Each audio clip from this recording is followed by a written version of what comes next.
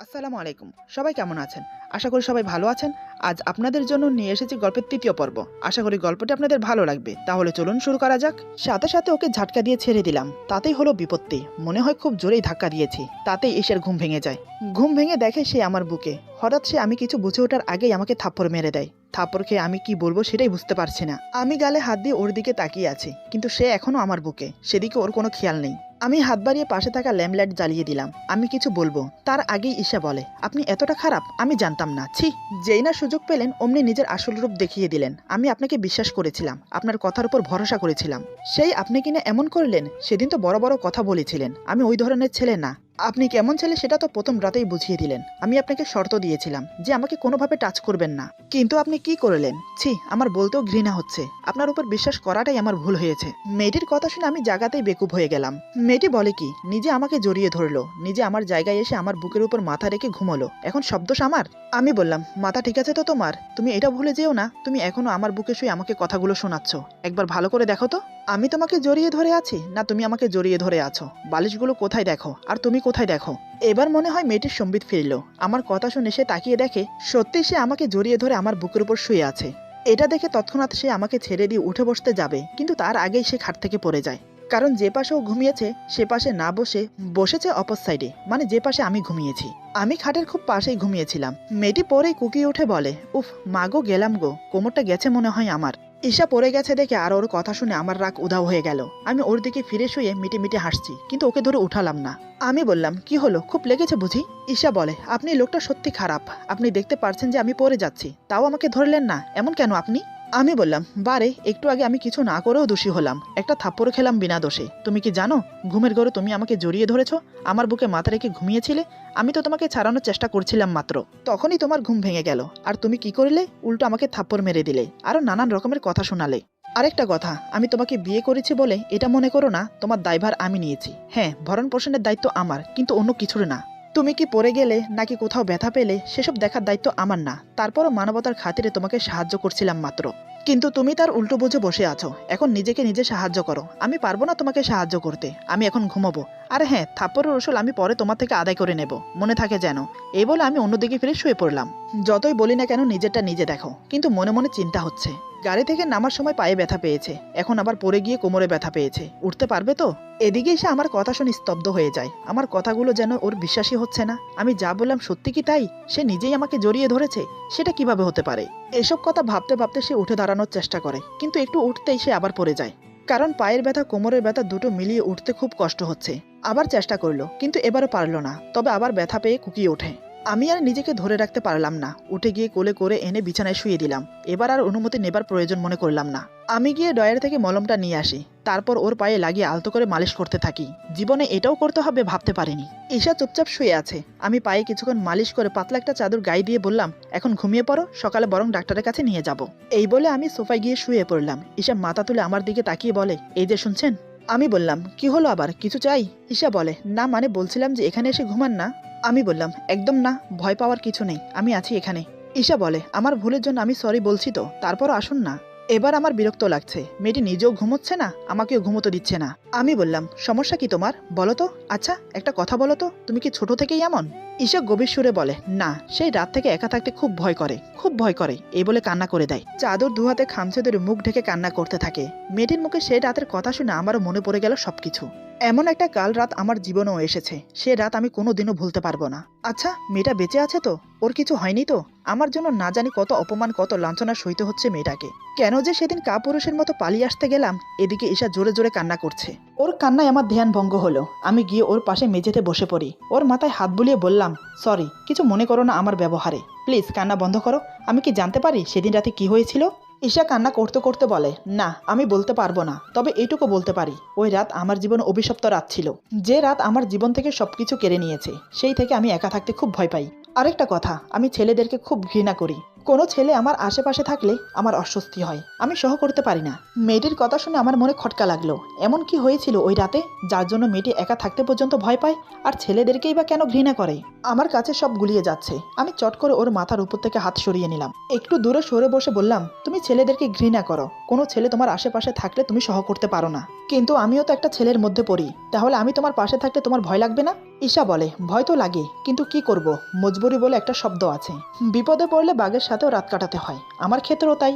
2 দিন পর পর কেউ না কেউ দেখতে আসে, তার সামনে সংসেজে বসে পড়ো, যে দেখতে আসে তারই পছন্দ হয়ে যায়, কত রকমের বাহানা দিয়ে বিয়েটা ভাঙতে হয়। একমাত্র শুধু আপনি নিজের মুখ থেকে উচ্চারণ করেছেন বিয়েটা করবেন না, মানে জীবনও বিয়ে করতে চান না। কেন জানি না মন থেকে সাই এলো যে আপনার সাথে থাকলে আমি সুরক্ষিত থাকবো, তাই আপনার কথায় রাজি হয়েছি। আমি বললাম, আমাকে দেখে কি মনে হয় আমিও কি বাজে ছেলেদের মধ্যে পড়ি? ঈশা বলে, জানি না। আমি বললাম, আমাকে যখন এতই অবিশ্বাস, তাহলে না হয় আমি সোফায় গিয়ে ঘুমাই, তুমি এখানে ঘুমাও, ভয় পাওয়ার কিছু নেই, আমি আছি। এই বলে উঠতে যাব, তখনই ঈশা আমার হাত ধরে ফেলে। আমি ওর দিকে তাকাতেই অশ্রু ভেজা নয়নে আমার দিকে তাকিয়ে বলে, না। আমি নিচের দিকে তাকিয়ে বড় একটা নিঃশ্বাস নিলাম। জানি না আমার ভাগ্যে কি আছে, কিন্তু এই মেয়েটা যদি প্রতিনিয়ত আমার সাথে এরকম করে, তাহলে আমি সত্যি বলছি, যেটা আমি করতে চাইছি না সেটাই হয়ে যাবে। মানে মেয়েটার প্রতি আমি ধীরে ধীরে দুর্বল হয়ে পড়ব, তখন আমার ওকে ছাড়া এক মুহূর্ত চলবে না। কিন্তু আমি তো এটা চাই না। আমাকে ভাবতে দেখে ঈশা বলে, কি হলো, কি এত ভাবছেন? আমি বললাম, কিছু না, ঘুমাও, আমি ওপাশে ঘুমোচ্ছি। এই বলে উঠে মাঝখানের বালিশগুলো ঠিক করে শুয়ে পড়লাম।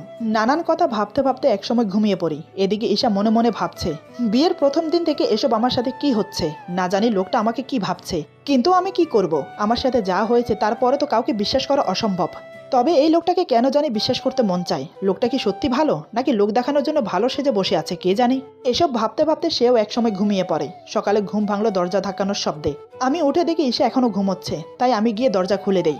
দরজা খুলতেই কাজের মেয়ে চুমকি বলে, ছোট ভাইয়া আপনাদের জন্য নিচে সবাই অপেক্ষা করছে, ছোট মা তাড়াতাড়ি নিচে যেতে বলেছে। আমি বললাম, তুই যা, আমি আসছি। আমার কথা শুনে চুমকি চলে গেল। আমি আবার দরজা লাগিয়ে ঈশার পাশে এসে বসি। ঈশাকে ডেকে বললাম, এই ঈশা, সকাল হয়ে গেছে, ওঠো, সবাই আমাদের জন্য নিচে অপেক্ষা করছে। আমার কথা শুনে ঈশা আড়মোড়া ভেঙে উঠে বসে। আমি বললাম, শুভ সকাল, ঘুম কেমন হলো?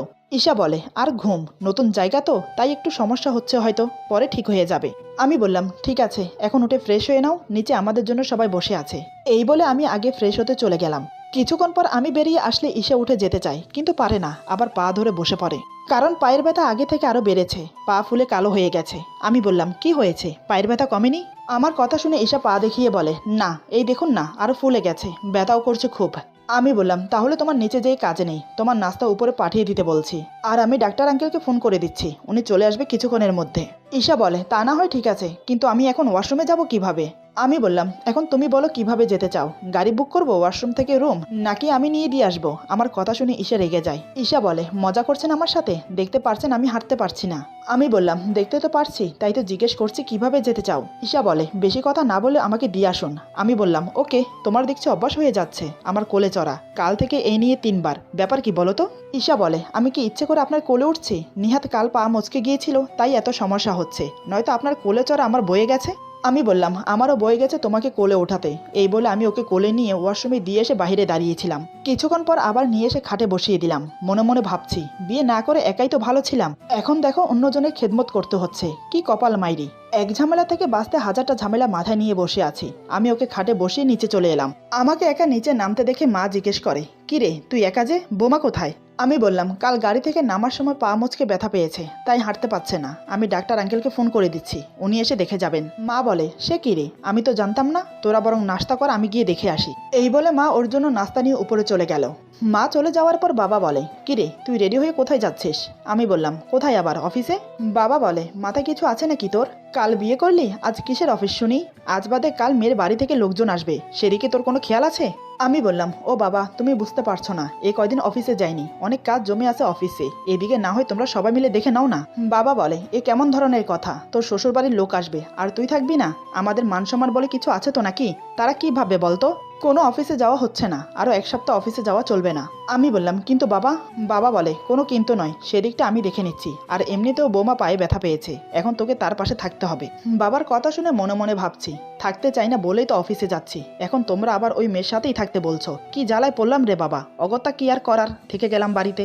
মা ঈশাকে নাস্তা করিয়ে নিচে চলে এলো। আমি নাস্তা করে আবার উপরে চলে গেলাম। রুমে গিয়ে দেখি ঈশা বালিশে হেলান দিয়ে শুয়ে আছে। আমি বললাম, ডাক্তার আঙ্কেলকে ফোন করে দিয়েছি, কিছুক্ষণের মধ্যে চলে আসবে। এই বলে আমি আবার ওয়াশরুমে গিয়ে কাপড় চেঞ্জ করে এলাম। ঈশা বলে, এ মা, আপনি তো রেডি হয়ে কোথায় যাচ্ছিলেন, এখন আবার কাপড় চেঞ্জ করে ফেললেন যে? আমি ভুরু কুচকে ওর দিকে তাকিয়ে বললাম, কৈফিয়ত চাইছো? ঈশা বলে, আরে না না, কৈফিয়ত চাইবো কেন, আমি তো ব্যাস এমনি জিজ্ঞেস করছিলাম, বলতে না চাইলে বলবেন না, সমস্যা নেই। আমি শার্টের হাতা ফোল্ড করতে করতে বললাম, আমার কোনো কিছুতে ইন্টারফেয়ার না করলে আমি খুশি হব। আমার কথা শুনে আর একটাও কথা বলে না ঈশা, মুখ কালো করে বসে আছে। আমি সেটা লক্ষ্য করে বললাম, কি হলো, মুখটা এভাবে লটকিয়ে রেখেছো কেন, আবার কি হলো? ঈশা আমার দিকে এক নজর তাকিয়ে বলে, আপনি এমন কেন? আমি বললাম, কেমন আমি বুঝলাম না। ঈশা বলে, এই সব কথাতে কেমন সবকিছু উল্টো বোঝেন? আমি বললাম, এখানে উল্টা বা ভাবনা বোঝার কোনো কিছুই হয়নি, শুধু দূরত্ব বজায় রাখার চেষ্টা করছি। আমি চাই না আমাদের মাঝে কোনো সম্পর্ক গড়ে উঠুক, তাই সবসময় নিজেকে সংযোগ রাখার চেষ্টা করছি। ঈশা আমার কথা শুনে বিড়বিড় করে বলে, ইস, এখানে ওনার সাথে যেন কেউ প্রেমের আলাপ করছে, যেন কেউ বলছে আমার সাথে প্রেম করবে, যত সব। আমি বললাম, বিড়বিড় করে কি বলা হচ্ছে শুনি, যা বলবে স্পষ্টভাবে বলবে, বিড়বিড় করবেন আমার সামনে। এই বলে একটা বই নিয়ে বারান্দাতে চলে গেলাম। এদিকে এসে আমাকে বারান্দায় চলে যেতে দেখে রাগে ফেটে পড়ছে। চোখগুলো ছোট ছোট করে তীক্ষ্ণ দৃষ্টি বারান্দার দিকে রেখে মনে মনে বলে, একটা হনুমান, আমাকে একা রেখে দেখো বইয়ের সাথে প্রেম করতে চলে গেছে। একটি বারও ভেবে দেখলো না আমার কথা, আমি একটা অসহায় মেয়ে একা একা বসে কি করব। পায়ের ব্যথার জন্য নিচেও যেতে পারছি না। নিচে তো শাশুড়ি মা শ্বশুর বাবা দুজনেই আছে, তাদের সাথে না হয় গিয়ে গল্প করতাম, তাহলে আর এই খাচ্চর লোকটার এত কথা শুনতে হতো না। এদিকে আমি বই না পড়ে মনে মনে ভাবছি, মেয়েটা এখানে আমার ভরসায় এসেছে, আমি যদি ওকে এভাবে ইগনোর করি তাহলে খারাপ দেখায়। একা বসেও কিভাবে সময় কাটাবে সে? বাবা মা কাজের লোক সবাই তো নিচে। না, এভাবে বই নিয়ে বারান্দাতে আসা ঠিক হয়নি, যাই গিয়ে দেখি কি করছে। এই ভেবে বইটা টেবিলের উপরে রেখে রুমে এসে দেখি ঈশা গাল ফুলে শাড়ির আঁচল আঙ্গুলে পেঁচাচ্ছে। আমি কিছু বলতে যাব, তার আগে দরজার বাইরে চুমকির গলা শুনতে পেলাম। চুমকি বলছে, ছোট ভাইয়া ডাক্তার আঙ্কেল এসেছে। আমি ওর কথায় বাইরে এসে ডাক্তার আঙ্কেলকে সালাম দিলাম। তিনি সালামের উত্তর দিয়ে বলে, কেমন আছো বাবা? আমি বললাম, জি আঙ্কেল, আলহামদুলিল্লাহ, আপনাদের দোয়ায় ভালো আছি। কৌশল বিনিময় করে ডাক্তার আঙ্কেলকে রুমে নিয়ে এলাম। বাহিরে আমাদের কথা শুনে ততক্ষণে ঈশা নিজের কাপড় ঠিক করে বসে পড়ল। ডক্টর আঙ্কেল রুমে প্রবেশ করতে সালাম দিল। ডক্টর আঙ্কেল একগাল হেসে সালামের উত্তর দিয়ে বলে, কেমন আছো মামনি? ঈশা বলে, আলহামদুলিল্লাহ ভালো আছি, আপনি কেমন আছেন?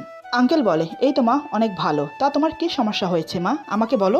ডক্টর আঙ্কেলের কথা শুনে ঈশা এবার আমার দিকে তাকায়। আমি ব্যাপারটা বুঝতে পেরে বললাম, আঙ্কেল পা মস্কে গিয়ে ব্যথা পেয়েছে। তারপর ঈশাকে বললাম, পাটা দেখাও। আমার কথা মতো ঈশা চাদরের নিচ থেকে পাটা বের করে দেখালো। ডাক্তার আঙ্কেল ভালো করে পা দেখে তারপর পায়ে মেডিসিন লাগিয়ে কিছুক্ষণ মালিশ করে ব্যান্ডেজ করে দিল। আঙ্কেল বলে, তেমন কোনো সমস্যা হয়নি, 2-1 দিনের মধ্যে ঠিক হয়ে যাবে।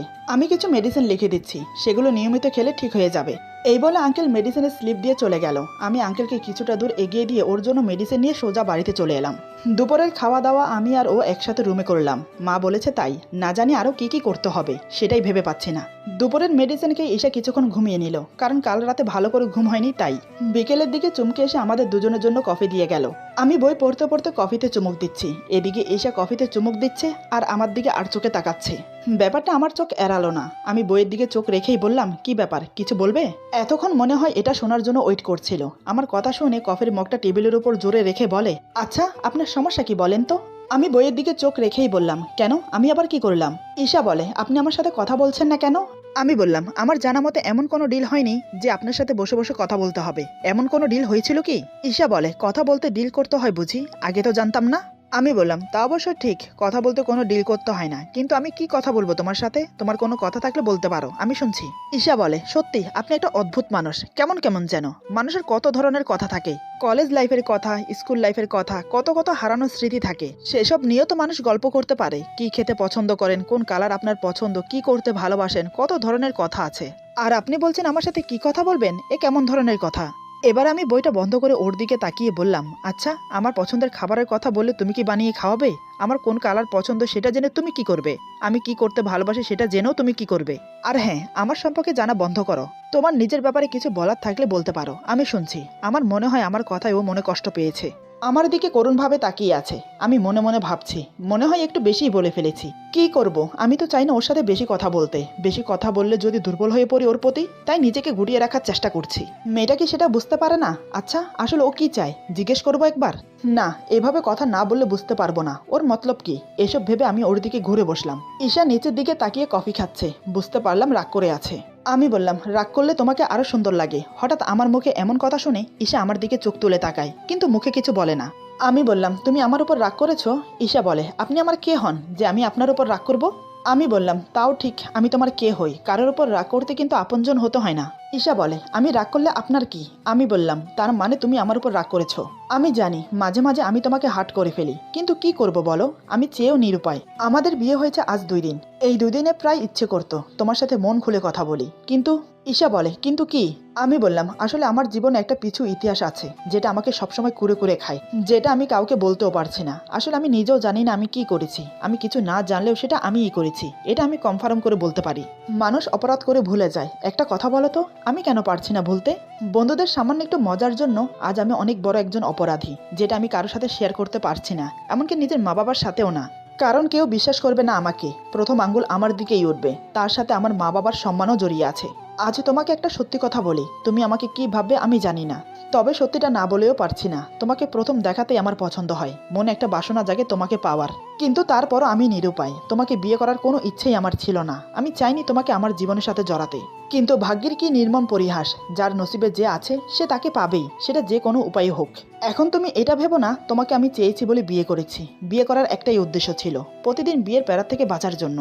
উঠতে বসতে খেতে চলতে ফিরতে সবসময় আমার মায়ের মুখে বিয়ের কথা। জানি না উনি কেন এমন করতেন, কিন্তু তোমার মতো কাউকে পাইনি যে আমার মতো বিয়ে করতে চায় না। তোমার আমার একটাই উদ্দেশ্য ছিল, সারা জীবন বিয়ে না করা। কিন্তু আমাদের বিয়ে তো হলো, তবে আমরা আমাদের মতো করে চলবো। আমার কথায় কখনো কিছু মনে করো না, পারলে আমাকে ক্ষমা করে দিও। ঈশা এতক্ষণ মনোযোগ দিয়ে আমার কথা শুনছিল। এবার সে একটা দিক নিঃশ্বাস ছেড়ে বলে, বুঝলাম আপনার কথা, কিন্তু আমার সাথে কথা বলতে সমস্যা কোথায়? কথা বললে তো আর মানুষের মধ্যে সব হয়ে যায় না। আমি বললাম, এবার থেকে বলবো, তবে বেশি না, কম কম চলবে তো? ঈশা বলে, না চললেও চালিয়ে নেব, সমস্যা নেই। এভাবে আমরা বেশ কিছুক্ষণ গল্প করলাম। রাতে খাওয়া দাওয়া করে দুজন মাঝখানে বালিশ দিয়ে শুয়ে পড়লাম। আমি বললাম, কাল রাতের মতো আজ যেন মিস্টেক না হয়। আমার কথা শুনে ঈশা লাফ দিয়ে উঠে আমার উপর ঝুঁকে চোখে চোখ রেখে বলে, সবসময় আগে আগে ভাবেন কেন? কাল হয়তো এমন হয়েছে আপনি আমাকে নিজের বুকে টেনে নিয়েছেন। আমি বললাম, ও হ্যালো, আমি যা করব সামনাসামনি করব, চুপি চুপি করব কেন? ঈশা বলে, তাই নাকি? কি করতে পারেন? আমি বললাম, দেখো ভালো হবে না, ঘুমাও। ঈশা বলে, আজ যদি তেমন কিছু করেছেন তাহলে আপনার খবর আছে, একদম এভাবে মেরে ফেলবো। এই বলে আমাকে ঝুঁকে দেখাতে যাবে, ঠিক তখনই আমার উপর থেকে ডিগবাজি খেয়ে পড়ে যাচ্ছিল। আমি তৎক্ষণাৎ টেনে নিজের বুকের সাথে জড়িয়ে ধরি, কিন্তু ওকে ধরতে গিয়ে বুঝতেই পারিনি আমার এক হাত ওর বুকে, অন্য হাত ওর কোমর শক্ত করে ধরে আছে। তার চেয়ে বড় কথা, আমার ঠোঁট ঈশার ঠোঁটের সাথে জোড়া লেগে আছে, ঠিক চুমোর ভঙ্গিতে। ঈশা পড়ে যাওয়ার ভয় চোখ বন্ধ করে আমাকে শক্ত করে জড়িয়ে আছে। দুজন দুজনকে আলিঙ্গনে আবদ্ধ করে রেখেছি। অজান্তে ওর ঠোঁটে কিস করে বসি। আমার একটা হাত ওর পিঠে বিচরণ করছে। আমার প্রতিটা ছোঁয়ায় ঈশা শিহরিত হচ্ছে। এভাবে বেশ কিছুক্ষণ অতিবাহিত হয়ে গেল। হঠাৎ ঈশা আমাকে ধাক্কা দিয়ে সরিয়ে দেয়, তাতেই আমার সম্বিত ফিরল। এমন কিছু হবে ভাবতে পারিনি। কি থেকে কি হয়ে গেল। ঈশা তৎক্ষণাৎ আমাকে ছেড়ে দিয়ে ওর জায়গায় গিয়ে শুয়ে পড়ল। আমি বললাম, সরি, আসলে আমি বুঝতে পারিনি তুমি পড়ে যাচ্ছিলে তাই। আমার কথা শেষ হতে দিল না, তার আগে ঈশা হঠাৎ যা করলো তার জন্য আমি বিন্দু মাত্র প্রস্তুত ছিলাম না। কাল তো থাপড় খেয়েছি, কিন্তু আজ এমন কিছু করবে সেটা যেন আমার মাথায় আসেনি। আমি তো অবাক হয়ে চোখ বড় বড় করে ওর দিকে তাকিয়ে আছি। ওকে কোনোভাবেই চিনতে পারছি না আমি। কি হতে চলেছে সামনে আমার সাথে? এরপর যা হলো, আজকের গল্প এখানে সমাপ্ত। গল্পের বাকি অংশ পেয়ে যাবেন আগামী পর্বে। আশা করি গল্পটি আপনাদের ভালো লাগবে। যদি ভালো লাগে তাহলে লাইক, কমেন্ট এবং সাবস্ক্রাইব করে আমাদের পাশে থাকুন। পাশে থাকা বেল আইকন প্রেস করে দেবেন, তাহলে আমাদের নিত্য নতুন ভিডিও আপনাদের কাছে পৌঁছে যাবে। সবাই ভালো থাকবেন, সুস্থ থাকবেন। আল্লাহ হাফেজ।